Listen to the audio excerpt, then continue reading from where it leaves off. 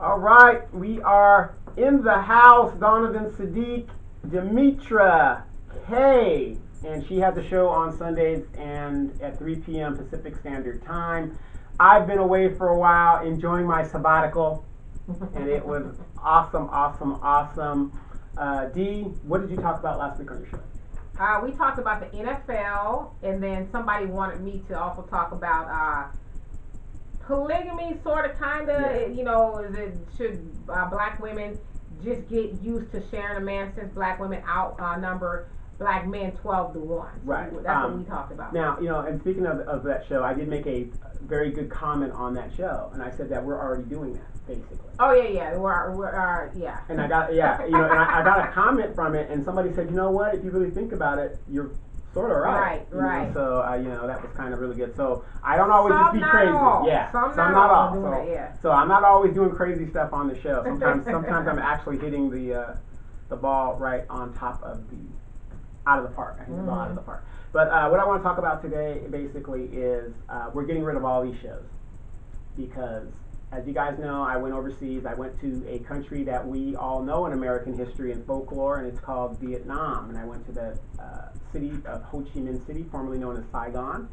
And a lot of our parents, me and Dee's parents, and we were alive during that conflict. And it wasn't a war, because a war has to be declared by Congress. Congress has vacated their responsibility to declare war. So now all we get involved is operations and conflicts. So Vietnam at one time was the longest war that we had. It lasted, our involvement there was about 10 years. We left in 1973, and Saigon fell in 1975, and now it is a communist country with a capitalistic economic system. And when I was there, it blew me away. My mind opened up, and a lot of people that see me on Facebook or saw my thing on Facebook, I'm just showing you everything that was going on. They have better roads than we do. They have better infrastructure than we do. They are growing at a GDP rate of 7 to 8%. They've been doing that for 6 years, and they are known as the fastest growing economy in Asia. And because they were a former French colony, that country is known as the Paris of the East. Right. So I'm going to strongly recommend you guys to go there if you haven't had a chance. It was very surreal for me because my dad was stationed there 50 years ago, walking around and doing that. But because it opened my eyes, it made me realize the bullshit that the American government keeps telling us, and these politicians and things like that keep telling us. It's bullshit. It's one thing to listen to somebody and say, oh yeah, well yeah. Verify it. Go and check it out for yourself. And I went and I checked it out for myself, and it was nothing to what I saw in the movies. Right. It isn't, hey, G.I., me love you long time. Good morning. Yeah. I mean, that was an era then. Yeah. But fast forward 40 years later, they're kicking our asses. Right. And we don't even know about it, but we keep sitting here talking about, we're the greatest country in the world. The only thing great about America is our military. And I challenge anybody to challenge me on what I just said. And maybe for right now, freedom of speech. Maybe, because as we that's see, being limited. Yeah, right. Every day is being eroded. So. And I know you guys think that there are these people running around these little huts, and there's a Viet Cong and all. No. Right. There are more young people there than there are old people. I saw more Western clothes and Western influence than I did their own culture. I was there, going to see, I'm going to see a bunch of Vietnamese running around. He was like, I might as well have stayed home. Yeah. I mean, that's what I was seeing. But the stuff that I was seeing, now we're in Southern California. We have this really great area in Orange County. It's called Little Saigon, which is the same as what I saw over there. Right. The only difference is Little Saigon, the people that live in Little Saigon, it's a Vietnamese community where they buy and trade among themselves. Group economics. Group economics. Okay. Once again, she's been proven right, and I hate the fact that she keeps being proven right because it shows how ignorant we are, myself and others. But it shows that group economics works. Now, Little Saigon is the biggest Vietnamese community in the United States. Now, after the Vietnam War, a lot of them were lifted over here, and they ended up in Camp Pendleton, those little camps that they had. Yeah. Now, how can these people go into Orange County in 40 years, grow into an area to where they have a sign? Can somebody please tell me, where's Niggerville? Oh, I don't know who Niggerville is. Well, where's Blacktown? We're working on it. No, because most of us, in our heads, we think I don't live next to no niggas. I don't live next to no black Well, folks. I think that also takes a little bit of definition because, you know, as Dr. Claude Anderson defines it, he says a lot of times we think we have a black community. We don't. We just have black neighborhoods to where, you know, this part of town is where a concentration of blacks are. But to actually have a conducive or a functioning community, the community needs to be circulating dollars and doing things together as black people. Not just saying, okay, we'll just live next door to each other, okay? Well, am I going to your business? Or do you have a business? Are the black businesses in the community? So that's why the Vietnamese are able to do that, because they have what you call a market and they work with each other. And banking and shopping. All of that. They have all of that. And so it was funny when I was out there, everybody was asking me, they go, well, why would you come all the way over here?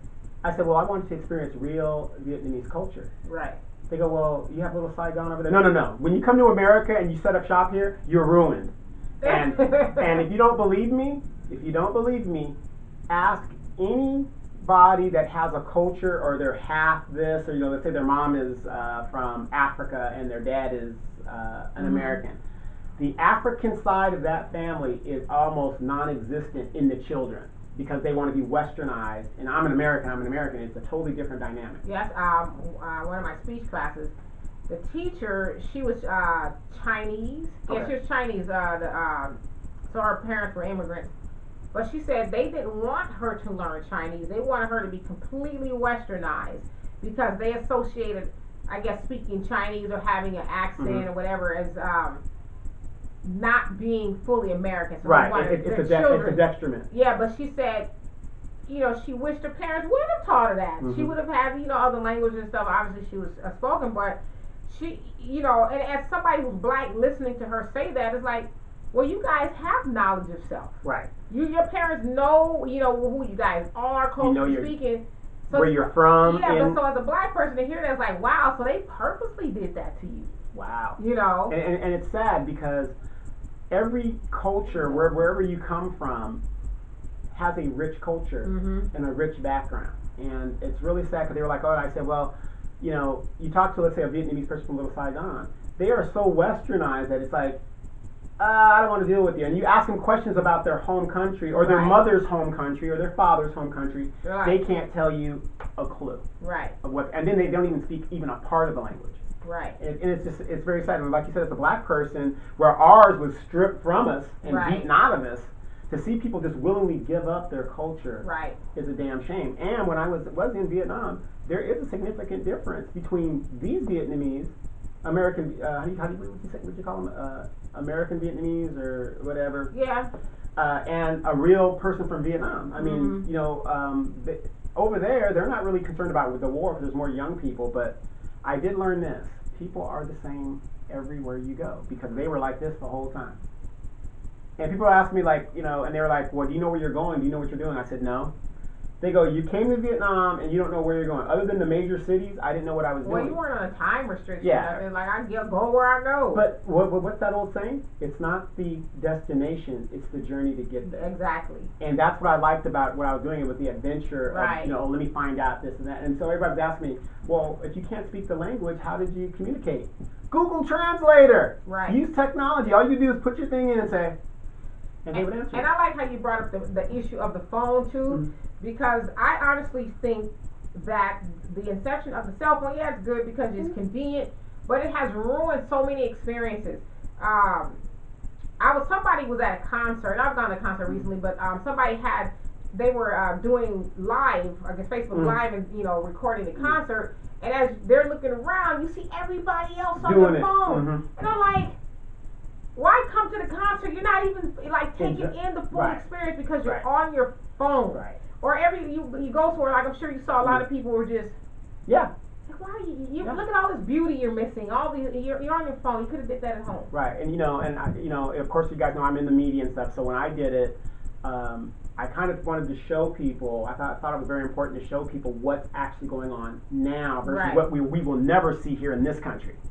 I mean, you got people that still think Africa's full of jungles and stuff like that. Now that's part ignorance, you know, because we know that Africa hasn't been full of jungles since, you know, pre-colonial times and all that. So it's like, but look at our media, how they don't show. They want that. Yeah, they want you to just run around spear chucking. Right. the ignorance of us. These are major countries that are growing. With metropolitan cities and all that kind of stuff. And they're actually beating us. And I'm going to show you, this is why we're doing this new show called Don't Believe the Hype. Because, you know what, I'm not believing anything that is being shown to me here in the United States. And it was funny, you know, I'm the only black person, so of course you stand out in a country that is predominantly... Right. In Asian countries, they don't have problems with race because they're pretty much indigenous. Really? Yeah, they're pretty much indigenous within themselves. Okay. And I don't mean to be, and I apologize if somebody takes this the wrong way, but you know, I'm trying to say what I'm trying to say. If my friend Julie Chan told me that Harry Who is her cousin, I'm gonna believe it. You know what I mean? And why is that? Well, I mean, you know, I don't know. How am I gonna dispute it? They like, oh, well, he's black or he's Asian or. Okay, let me just take it a step further, since we never really hold punches. Yeah. Are you saying because they all look alike to you? No, they don't all look alike. But what Okay. I'm saying is their traits and their features are so strong. Why I have no reason to deny it. Okay, that kind of gives credence to they kind of all look alike. No, because they don't. Because you can actually tell a Japanese person from a mainland Asian. I mean, there is a difference if you know what to look for. And but see, that's me. I don't know, and I'm not trying to be disrespectful, and I'm not even saying that they all look alike, because I have you know Asian friends that don't look alike. Yeah, you can tell. Like you said, there's subtle things you can tell. But what I'm saying is, as far as race, this person's not black, so I'm not going to outright question that. Because, like I said, you know, I have nieces that are light skinned and they're mixed. Right? So if somebody comes and says, oh, that's your niece, it'd be like, you know, you might say, wait a minute. And speaking of Don't Believe the Hype, you see the story of Southwest is in more trouble because I guess a white lady, I don't think she's a coach or something somewhere, she has a mixed baby, so she's getting on the plane with her mixed baby. They said, wait a minute. Yeah, they were like, we need to verify this is your baby. And she's like, what? Yeah. What is this, 2018, right? When my youngest niece, I took her across country by myself. And we were going through Texas, and I was in a McDonald's with her, and you know, and she had beautiful blonde hair back then. You know, she was a little small, little cute little thing, and you know, people were looking at me like, you had traffic somebody, you know, but but in Asia they don't necessarily have that problem. Okay. But you can tell a Korean from a mainland. You know, there's subtle differences you can tell. Okay. So, but I'm not going to question if she came to me and said, well, this is my cousin Harry. Here, okay. Harry who? Harry who Harry. So, you know, again, you know, I apologize if you take that the wrong way, but you know what I'm saying? As far as race, they don't have a race problem. Okay. You know, they have a cultural problem there. I mean, you know. So when you say they don't have a race problem, what does that? You mean a race as far as a self-identifying, or a race problem with other people? Race problem as in you got a big population of Africans there. A big population of Westerners there. So I get it. So you're basically saying it's mostly them. It's mostly them, Got right? it. Because when you said race problem, I thought you meant like they had a problem with other races, and that's why I was like, well, I've heard different. But okay. Yeah, it's mostly them. They don't, you know, like in America, you have Mexicans, you have blacks, you have, you know, you have the different demographics, right? Melting pot. Right. They don't necessarily have that over there. Got it. Because they have laws that say you ain't from here, you can't own no property, you can't do jack shit here. Do you think that's wrong? No, you're protecting your people. That's how you protect your people. But in America, everything's for sale. Unless you're black. Then they want to deny you. Big stack of papers. Yeah, and we want to know who you slept with. And then jump through all these hoops of fires. Yeah, right, exactly. And then watch who said. Yes, exactly. And then drop it like it's hot. Right. So the show's going to be called Don't Believe the Hype. And what this show is going to do is we're not going to pull any punches. We're not going to edit stuff that isn't there, because what you see is what you're going to get. And we don't mean to be like in your face in this new show, and I want to consolidate, because a lot of stuff that we talk about incorporates everything that we see. So that means you're going to stop airbrushing my face so it looks flawless. Right, exactly. Yeah. Listen, y'all, there's no airbrushing going on with this plan. I don't even wear makeup, okay? Yeah, you do. You got the lipstick on. That's lip gloss. Every time before we go on air, I got to get my lip gloss. Lip gloss, because I can't have dry lips. Right. That is, oh my God, I don't see how people do it. Right. And then you know your man's watching, so you want to keep him. I like my lips moisturized. Moisturized. Yeah. But again, if you saw my videos and you saw what's going over there, we have an area called South Coast in Orange County. Orange County is our high-end area. Yes, that's the bougie. It used to be Beverly Hills. Yes, Beverly Hills type. But it's still, high-end if you go over there. You got to have some money to go over there. Right. That ain't nothing to what I saw. They wouldn't even let you in there, let you flash some credentials. I showed a flea market, what the average Joe six-pack like us would say is the indoor swap meet. Or a swap meet, yeah. Right. So, you know, farmers market. Yeah, farmers market. So you saw me go through there, and I was Yeah. kind of showing everything that was going on in there. It felt like being in the garment district in LA. Right. So, you know, that's where the average person would shop. But then as I kept going farther, where the big buildings were, they have a building over there that looks like an Avengers building in the movie. I mean, just building all these structures. Please tell me right now in America, if you had to tell somebody to come to America, what would you sell them on? As far as what we to come to America, yeah, to come to America. Come to America, what would I sell them on? Ain't that a damn shame that you even got to think like that? We have Universal Studios.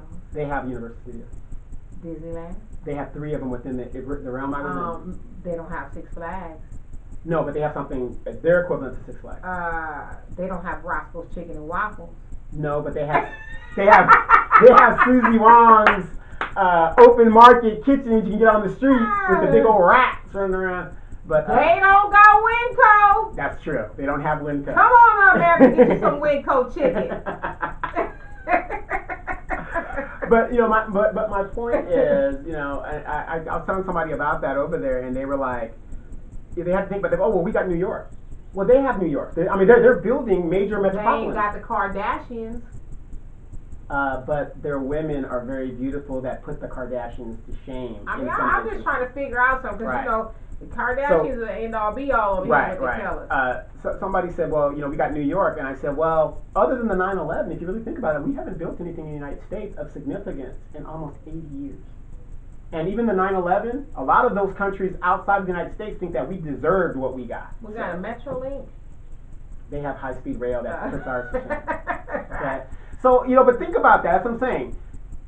That's what opened my eyes. Like, you know what? We are being lied to. We're thinking we're this great country, and we are a great country outside of our military. But for the average person in this country, we ain't shit. Everybody else is running circles around us, and we're sitting here resting on pretty. Right. We're America. Right. And if you think about it, not just that country, Vietnam. Let's talk about some countries in Africa. Zimbabwe. They got a lot of countries in Africa? Yes, a lot of countries in Africa. Okay. But let's think about like Zimbabwe, South Africa. I mean, you know, Nigeria. Right. These countries that are shithole countries. Right. If you go there, where they got AIDS and all kinds of stuff. Right. If you go there, and every place has a poor area. America has poor areas.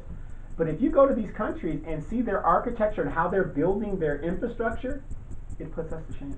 Right. I mean, and that's the damn truth. But you know, whose fault is that really? Is it the media's fault for portraying those places that way, or is it our fault for believing it and not doing our own research? Well, I'm going to tell you this. Always the fault always falls on us as the people for not verifying what you're saying. Yeah. But it is the media's responsibility to put these things out there so that we can verify. Yeah, but we know the media is always, especially depending on what network you watch, they're always nowadays, the new media, their version. Yeah, and the new media is like that because only 6 families own all of the media in the United States. Right. When before, in our parents' day and stuff like that, that's why in Vietnam they couldn't control the media, and they were showing what was really going on in Vietnam, and we were losing. Yeah. And so some rich person got an idea and said, we got to control all of that, and thus. Ask yourself right now, we've been in a war in Afghanistan for over 16 years, and I was a military person. Do you know one of the first things that we do when we deploy to places like that? What, y'all desensitize or well, no, the first thing we do, because everybody's got phones on their cameras and stuff, we take our troops' phones from them because we don't want them recording things that might not or getting the truth, right? The outside intel. Absolutely, and then we have this thing called embedding reporters. They embed reporters. Now, when you embed a reporter, he's part of the team. Right. He's not going to report the bad stuff. Right, of course. Only the good stuff. That's why when I was over there, everybody should have heard of the My Lai massacre. It's one of the biggest massacres that we did over there. We killed like 500 people in this village. Women, children, old people. It was unbelievable. But it took somebody with wherewithal to report that. And they tried to cover it up because the My Lai massacre wasn't known until a year after it had happened. And, you know, somebody came out and did that. And and that's almost like the Puerto Rican discovery that they said 67 people died, but it's almost like 5,000. 5,000. Like, okay, people. but let me ask this because we were talking about this. How do you miss? I can see if you said, okay, well we said 67, but we really meant 97. Mm-hmm. But 67 and 5,000. How does no one else know that in between the time that it happened and the time that it was actually revealed? You're on a small island and everything is controlled. Okay, but what happened? Like I said, what was it, the mayor of Puerto Rico, yeah, the governor, wherever she was? Yeah. She was at one point in time very outspoken against Trump. So didn't About she know 5,000 people was dead? Maybe, maybe not, because like I said, if it doesn't How get does to she not know that though? Well, you got to remember, like sometimes it doesn't get to the top. It gets buried at the lower level. What are you doing with 5,000 bodies? Are there bodies in the countryside? You don't know. Like I said, she's in the city. You don't know if she's in the countryside. You don't know where these bodies. Well, who found this out though? That's what I want to know. How, that's something we have to research. Yeah, who found that out and how did they find this out opposed to the 67 people that the Trump administration said was actually killed? Very, very good question. So, and we need to look that up, and we're going to get some answers for that. But but like I said, this new show is going to be called "Don't Believe the Hype," and we're going to start talking the real. I mean, we've been talking the real, but this is like we're going to actually in your face because as great as we are, my jaw dropped when I was there. What I was seeing, I went to Hong Kong. Same thing there. These people are on a massive modernization bill. Why aren't we doing that? Right. We're in California. They're passing gas taxes without us even voting. Well, and then if you want to even bring it locally, you always hear about the bad stuff that happens in a place like Chicago. Right. The media always tells you that there's killings and there's murders and there's this and there's that. Now I happen to be friends with a lot of people from Chicago, black people in the black community that are doing great things. They're building schools. Right. They have these initiatives and these programs and this and that and the other. And it's like, but it's funny, you never ever hear about that stuff. You're always going to hear about the mayhem and the murder and the this and the that. But to your point, don't believe the hype. Right here in our own backyard, we hear negative narratives all the time, but nobody ever highlights the good stuff. The good stuff, right? And that's probably. I'm not saying murder in any amount is good, but I'm sure a lot of the good stuff that goes on in those areas outweigh the bad. Sure. So sure, absolutely, and that's my point. We're only getting the sound bite. And when I was over there, the young people are the same everywhere you go. I don't care where you go. The young people are just like our young people here. They're like this. Uninterested, just tuned into the phone. Everything is, I don't wear Nike, I don't wear name brand stuff because I can't afford it. You better quit lying. Well, I can afford it, but I'm not. I don't want to afford it. Yeah, I don't want to give my money away. A shoe is a shoe. Okay, I don't want to throw my money out the window. Yeah. I see kids having Air Jordans that they can't play basketball. What is that about? But that's my point.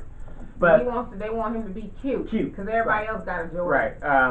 And then the funny thing, I was talking to my uncle, and we were talking about this one friend of ours, this girl, and she was saying the child support she was getting was not enough. But then you look at how her child is dressed, it'll never be enough. We were talking about as a man, it's like you can give her $5,000 a month as an average Joe six-pack, and it's not enough. It's never enough. Yeah, well, the child support is to help support the child. It's not support to help support the child's fashion. Right, but you see what I'm saying? It's like she's saying that, and we're looking at her like. And so what she's probably going to do is go take some poor dude back to court. Yeah. Because you need to keep up with the Joneses and the Kardashians and all these other people. So your son could be the hottest thing on the block, but yet your light bill is probably behind, your car note is probably or she's pretty responsible. What I'm saying is everything is paid, but it's not enough child support. If you would stop, why would you buy a child that is growing every 2 months Nike shoes? How old is the child? 10. But my point is, the child is growing, so why would you buy them $100, $200 shoes? And they're 10, and they're gonna see. To me, continue to grow. This is what the problem that I have, because I never bought my child those type of shoes either. Never spent that kind of money. But you figure a 10-year-old child, if you put those type of shoes on them, more than likely it's saying, don't get the shoes dirty, don't scuff the shoes, don't do this, don't walk in that. So you're hindering him, especially our little boys, from being a little boy and doing what little boys do, and that's get dirty, play in the dirt, jump around, scuff up shoes and all this other stuff. And so it's like you're hindering him developing into a boy and eventually a man. because of his fashion, sense. Yeah, and his statements and all that other stuff. But you're getting him $20 haircuts every 2 weeks. I don't necessarily have a problem with the haircut every 2 weeks because you want him. Well, here's my thing. Mm-hmm. If money is a problem, do what I do. I just cut my hair off now. Well, me and too. You know what I mean? You cut your hair off completely. Yeah. Because number one, it's too hot for all that bullshit. And it's just cheaper to do it that way. Right. And anybody can take a clipper and shave my head. Right. Well, these boys, they want the fade just nice and right. But here's the point. It's okay for what you want, but if you can't afford it, you just can't afford it. If you can't afford it, then obviously, Right. $20 every, let's say, 2 weeks. That's $40 that you could be putting towards your light bill. Yeah, I get. I don't necessarily have a problem with the haircut aspect of it, but if the money is an issue, you might want to find alternatives to what you can do. $40 could maybe take him to the local beauty college or barber school, or where they learn shave how to his do head that. yourself. Just shave him bald. Take $15 and shave his head. Line it up. It isn't really that hard. Give them the #1 special. And you know those shoes. You saw my Walmart shoes that I get, the little gym shoes. $9 at Walmart. I ain't mad at you, brother. And they look just as good as the Nike. But you got $191 in your bank account that you didn't go spend on the Jordan. And when I was with my friends and they saw the shoes, like, what kind of shoes are those? Because it looked very nice. I know what you're talking about, yeah. And they were like, oh, those are, damn, you're stepping up. I said, no, I'm not. I'm stepping to Walmart. Because usually I wear Van type shoes, because I like my feet close to the ground. But I said, for $9, let me just try these shoes. I got it, and my friends were like, that's a nice looking shoe. Well, I'm with you on that, brother. I don't spend a lot of money on my clothing either. I refuse to give a designer that will never give me nothing back that kind of money. Right. I don't know you like that. Right. And if you notice a lot of clothes, if you look at your clothes, everything's made in Vietnam now because we're giving our money to Vietnam. Right. And so they have these knockoff. Everything over there is a knockoff. They had knockoff knives. And I don't really like. I won't do that. Yeah. But for $40, I said, let me. I'm on vacation. Did you get some? Yeah. I got me one pair of knockoff knives. Okay. And I think I earned it. I'm not paying. I'm not paying $160. I'm paying $40. So I said, okay, let me go do that. So. Hey, only the sneakerheads would know. Right. There's a thread that's out of the place right there, right? Or the stickers coming off of my night symbol. Your jump man looks like a fat man. Right. Okay.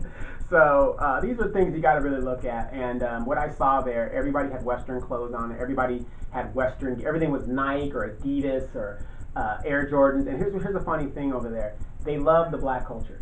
Who knows? They have hip hop crews. They have their boy bands. There was a fact on downtown Riverside. My daughter was telling me about. I guess it's predominantly Asian dance groups that they converge downtown and have this hip hop battle and stuff. And I said, well, so Danny, you want to go check it out? And she says, no, why? They're appropriating, or taking, stealing something that's not theirs. And it's, I'd rather go see the original people do it. But, and we're not doing it though. But go ahead. Yeah, well. Again, for the part don't believe the hype, we are doing it. It's just that we don't get the coverage because we don't have the media outlet that says, hey, we are really still doing this. It's just that everybody else is taking it over. They're trying to be able to make it yours. Yeah. You'll be able to use it and then twerk it or tweak it rather than twerk it. I'm telling on myself. I'm just playing. But you'll never be able to have ownership over that. That's ours, bar none. There is nothing like the original of anything, especially when we're talking about blackness. Yes. We talk about that with Rachel Dolezal. She's facing a case right now. She's facing a case. Believe it. No. Yeah. But everybody wants to be black. I'm sure you saw a lot of that over there when you went to Asia. A lot of people want to be black. They like blackness, but they don't want to be black. Right, and that's where I was going to go just now in my next segment. The negativity that America portrays about black people, because people, like I said, I stood out as a black man over there. But the funny thing is, my pants weren't sagging, so they knew I was a little older, a little bit more mature, and stuff like that. But they're afraid of us because. That's the image, but that's the image that's put in is that we're robbing, we're stealing, we're in jail. That they've always portrayed it about us, even during slavery, after slavery. They've always portrayed the black man as the evil boogeyman that's out to get your white woman, All of that stuff. Right. So. But so I didn't dress that edgy thing. So they say, oh, this guy must, you know, it was funny. I was walking and a lot of the older people that were there during Vietnam were like, you're a soldier. You're a soldier. I said, no, I'm not a soldier. I said, I used to be a soldier. They go, yeah, you walk like a soldier. You know, so obviously these people that, you know, when you're there, they're observing you. They're observing everything you're doing. Okay.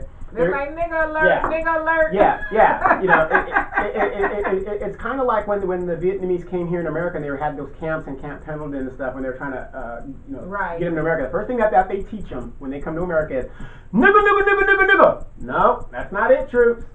It's nigger, nigger, nigger. Nigga, nigga, nigga. Okay, you got it. You're in. You know what I mean? So that's the first thing they teach them. But take a look at this video, and I'm going to show you where the high-end area is. Now, it isn't like a communist country that we think in America that they keep telling us there's soldiers everywhere and they just repress you and they've got people following you. They ain't got time for all that bullshit.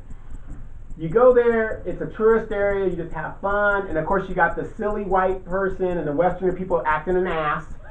You're always going to have that. They got an area for that. Yes, white girls were falling out on the street. Wow, drunk, pissy drunk. White girl wasted. Yeah, white girl wasted, just pissy drunk. White dudes acting an ass and stuff like that. You know, and me being, you know, older guy and soldier, you got to remember, you represent your country if you like it or not. So when they see the ugly American, that's what they see, and you reinforce that stereotype. So take a look at this video, and this is the high end. And in this high end, it was funny as I walked over there, because I left the flea market. I said, let me go a little bit more west. And I started walking west, and the guard stops me. And I said, oh, I'm thinking, oh, you know, maybe he wants to see my passport. I showed him my passport. He said, no, no, no, no. I said, well, maybe he needs to see, you know, my room key, hotel key. The hotels are high end of it. And I should start showing him I had money. And he was like, no, no, no, no. I took out my credit cards, and he said, you may pass. We know you gonna spend some money. Yes, and that's what they wanted to see. Did you buy anything out of there? I think I bought a Pepsi. I did find a Carl. We let you in here for a Pepsi. No, look, I did find a Carl's Jr. on the high end. What the hell is a Carl's Jr. doing? Did you eat there? I did.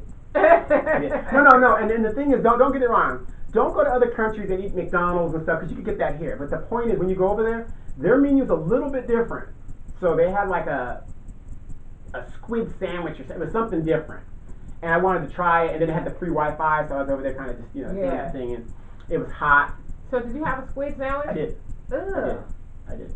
And it was good. You know, because I'm one of those people. Fried squid or? No, it was jiggly squid? No, it was dead, but, you know, it was dried a little bit.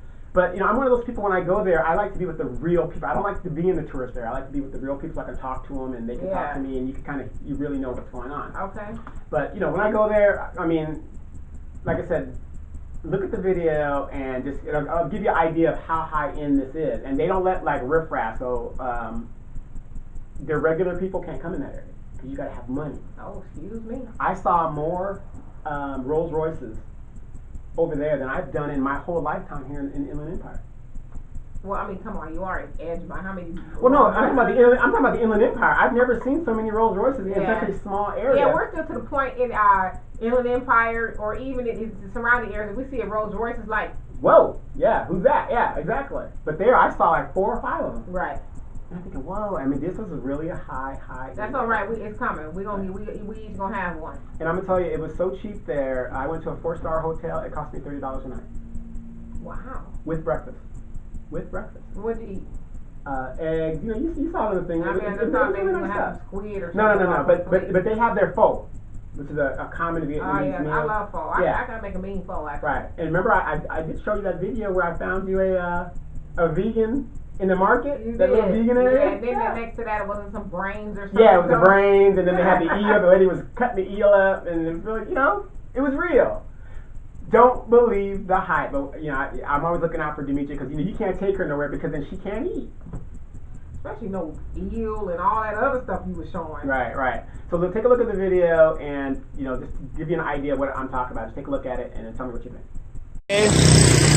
It is partly cloudy, a little bit rain. It rained last night.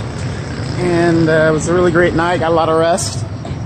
Went to the street market. I stayed on the high end of the city. So right now I'm like right in my hotel is right in the middle of where the backpack place is and the high end Baxter building place is. And I gotta come back here. I really do gotta come back. It is and bring somebody with me. It is a beautiful, beautiful place. And I'm just gonna walk down here real quick and kind of show you guys. It's early in the morning in Vietnam, Ho Chi Minh City. And got some great advice from a lot of my good friends out there. So guys, thank you for the great advice, especially on shooting footage. And so let me give you guys some advice. If you're not into B&Bs, you know, you're the old school, or you have a little extra money and you want to kind of splurge on yourself, and you know, if you bring in the wife and stuff, and you know, you don't want to, you know, have to deal with a lot of stuff, and you want to just, you know, make sure, you know, hotels, and you know, you get a little pampered. This would be the area I would recommend. It's more like middle class. There's hotels everywhere. Not high-end stores, but they're high-end stores here. Where I was last night was like the elite high-end stores. I'm talking about Versace, shit I couldn't even pronounce or even recognize. And Rolls Royces were parked all over the place. You don't, on the high end of the city, you don't see street vendors. You don't see that. All that is cleared up. They have soldiers over there to protect the elite. The streets are pristine and clean. So you don't want to be over here where us, you know, former enlisted military kids, you know, like we used to say in Okinawa, you don't want to be where the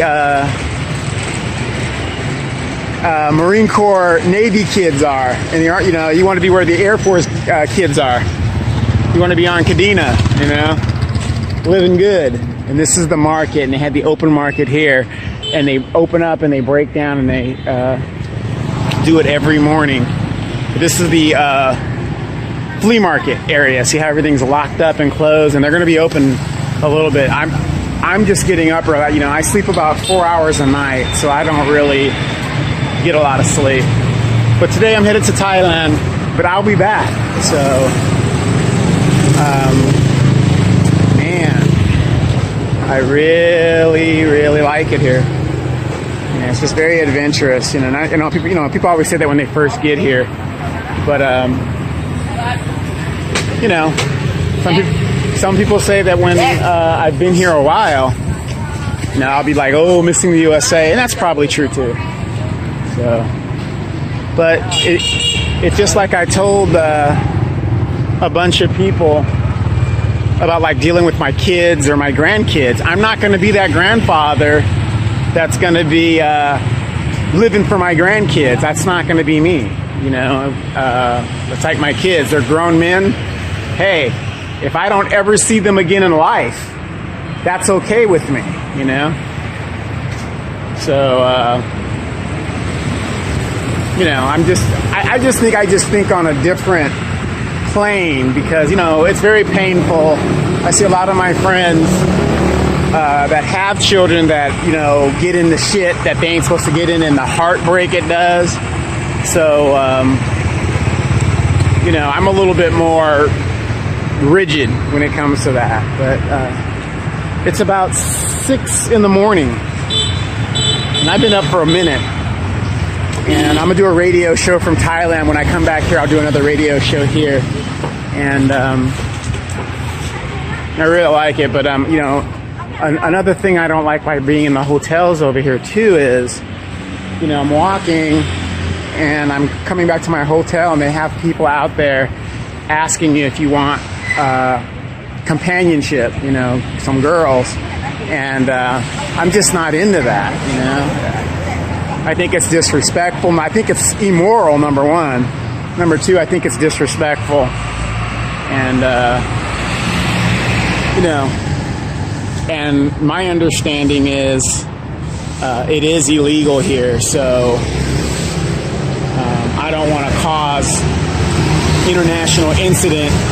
And you know, it's just not right. So I have nieces and stuff. It's just not right. But you know, it's a little mist going on, but it feels so good. The humidity is down right now, but I can just tell when this thing starts steaming up, man, it's gonna be brutal. It's gonna be brutal. So I'm walking over here and I'm gonna show you the difference. Now, see, they're doing a massive reconstruction, modernization. And see, now look at the street here, how they're breaking, well, it's been broke up, but behind this wall, they're doing another modern construction piece. They love their horns, even though there's nothing in front of them, they love hitting those horns for some reason. Now we're coming up on the North Fork Hotel, okay? And it's right down the street there. You can't miss it. And we're gonna walk all the way up to it.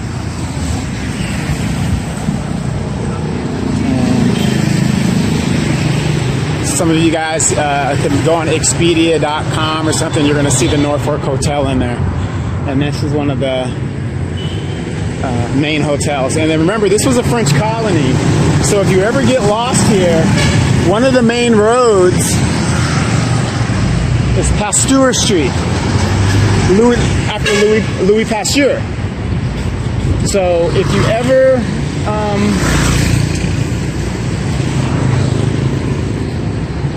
you ever get lost, just remember that main street. It runs, you know, it's a major artery here. So just Pasteur. He's the guy that,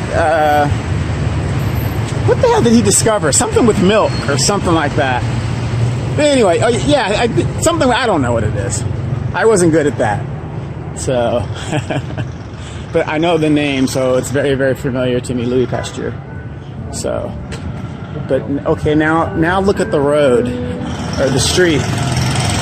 And it is changing drastically as we're getting ready to go into the high end of the city.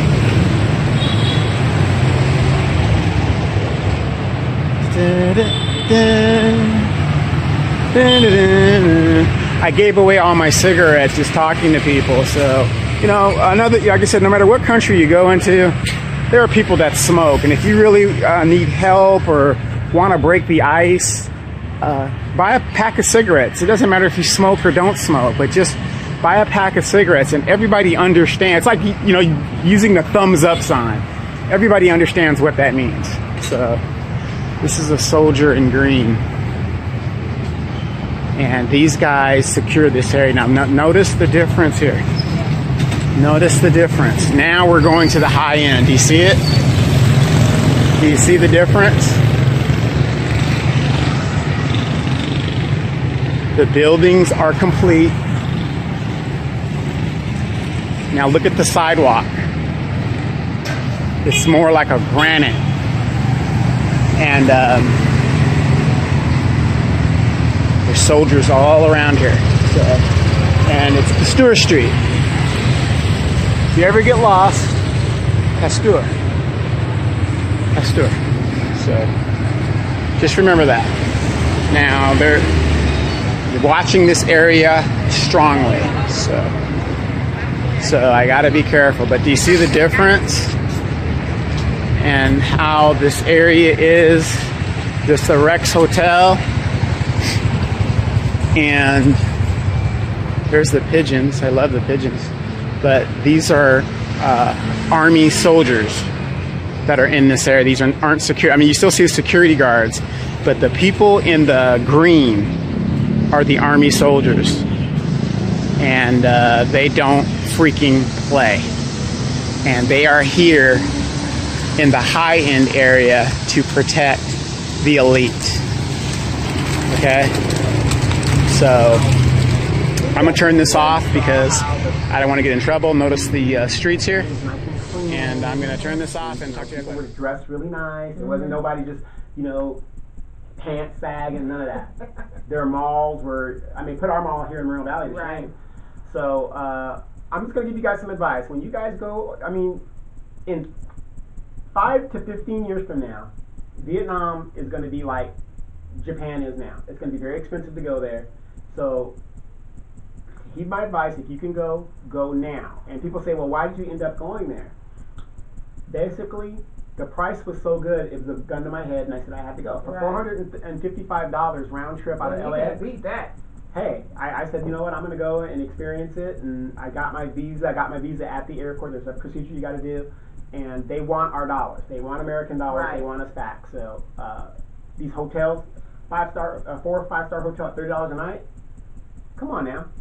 You can't beat that. Over here, what that's. Oh man, $200, $300 a night. Yeah. And then for women, I noticed that when I was there, everything was really more for women. Mm-hmm. The clothing, the makeup, the high end. Is the makeup thing very big over there? Very, very big. I mean, like over here? Yeah, very, very. It's even bigger over there. Really? Because they want to be Western. It's even bigger. I can't imagine. But there's no the makeup game bigger than over here. No, but there's no skin bleaching.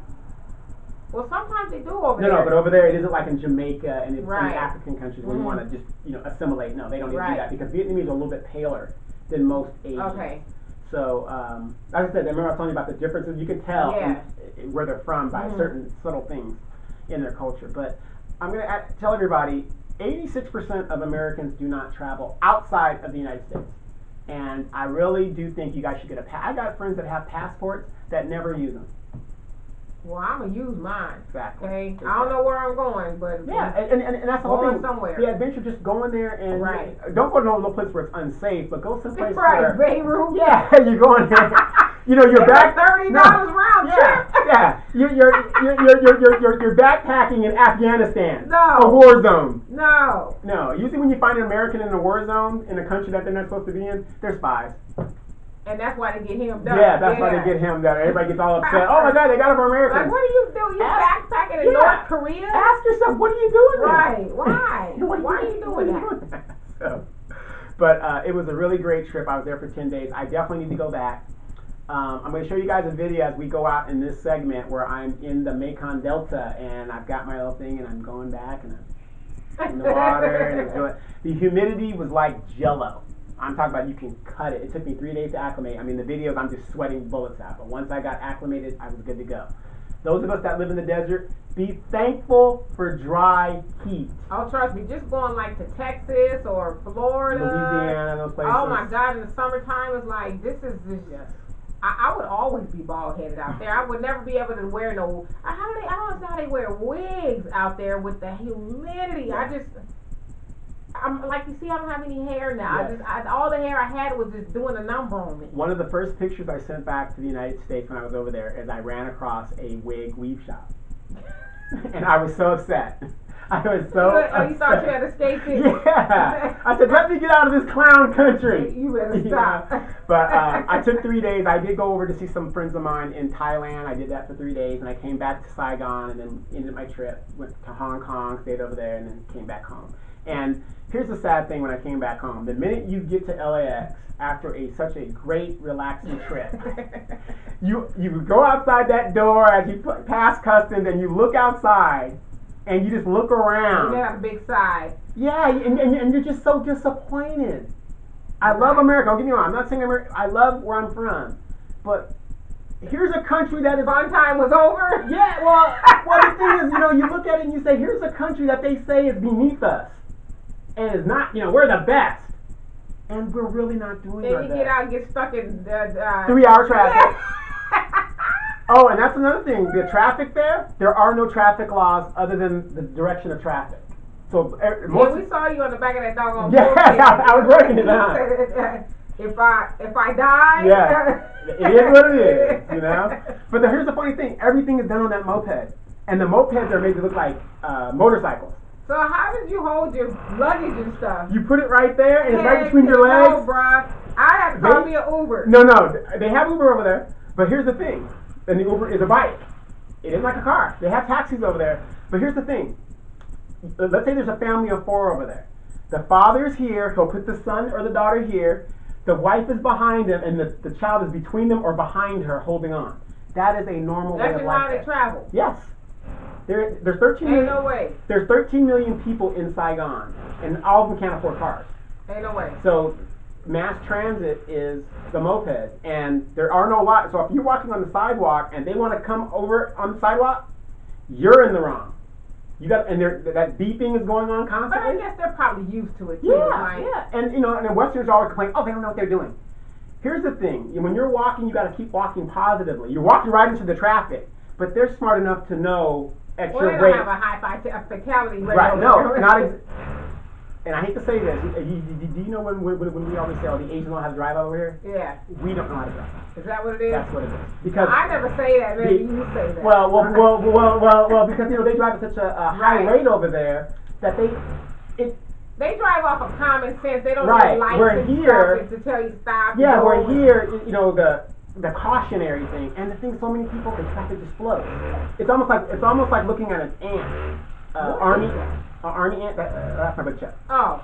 It's almost looking at the army ants as they keep moving that flow of animals. It's the same thing over there. Yeah. They keep the traffic flowing. It's incredible. Right. And like I said, I got off that plane, left LAX, and you look around to what's going on, and you look at our roads, and you look at our infrastructure, you look at our buildings, and you say, we ain't got shit here. And we're paying so much money in taxes and stuff, so don't believe the hype. Go and see this stuff for yourself. And you tell me, as rich as we are, why don't we have what they have? Right. And that's my question. Why don't we have major cities? Well, because we're too busy paying these gas taxes and all kind of stuff. But why are we paying these gas taxes if we haven't voted on them? Because we don't really have a democracy here. Yeah, why is our politicians becoming millionaires and billionaires? Dianne Feinstein, who's actually a Republican posing as a Democrat. I believe that. Yeah, look at the voting record. I believe that. You didn't see her oppose the Bush tax cut. She voted for the Bush tax cut. She's like opposed what? And opposed the Trump tax cut. She didn't oppose that either. Right. Because she benefited from it. Oh, absolutely. So ask yourself that. But that's why I ask, as an average Joe six-pack, I say, why don't we have what they have? If this country is so backwards, look at what's going on in Mexico. They're doing a major modernization program down there, but you don't hear about it. Right. Well, no, because you hear about it. They're building the wall, and we got to keep them out. Exactly. Pretty soon they ain't going to be willing to come over here. Well, the thing is, what did I tell you about the wall? It's to keep us in. It's not to keep them out. Okay. It's to keep us in, because if you knew what was going on over there, you would be leaving here. And think about this. Well, a lot of Americans actually are over in Mexico somewhere. Yeah, they are. That's why our biggest expats are over there, and they come over the border. Okay, where they live. Mm-hmm. Yeah. They live over there. A good example. To get a nice one-bedroom apartment, it isn't like American one-bedroom apartment, but it's a nice old apartment over there. Right. $500 a month. You say where's that exactly? It's in Vienna. Okay. But there's other countries like that too. In Panama, you can, as long as you have an income of $3,000 a month coming into the, you got to run it through their bank. Right. You can live there, and you can live well. Of course, it's not like ours where you got to, what's the difference? Okay, there was a mass shooting while I was gone, and my friends were like, oh my God, there's a shooting. I felt safer over there than I did over here. Yeah, I mean, it's ridiculous. It is ridiculous. So, it really is. So I want you guys to start tuning in to Don't Believe the Hype, and it's going to be a 3-segment show. We're going to try to knock everything out in 3 segments. And we're going to be doing that show in replacement of, Dee's still going to have her show, which is great.